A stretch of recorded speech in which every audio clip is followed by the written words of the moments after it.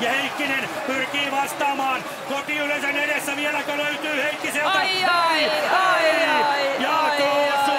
Jalka osuu sinne tuon puisen ratamerkin, muovisen ratamerkin reunaan.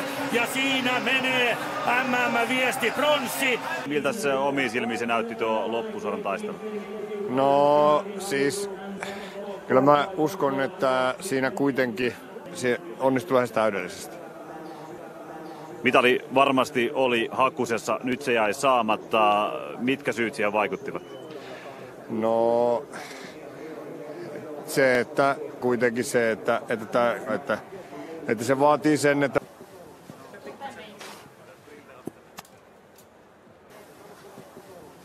jotta jos meinataan niinku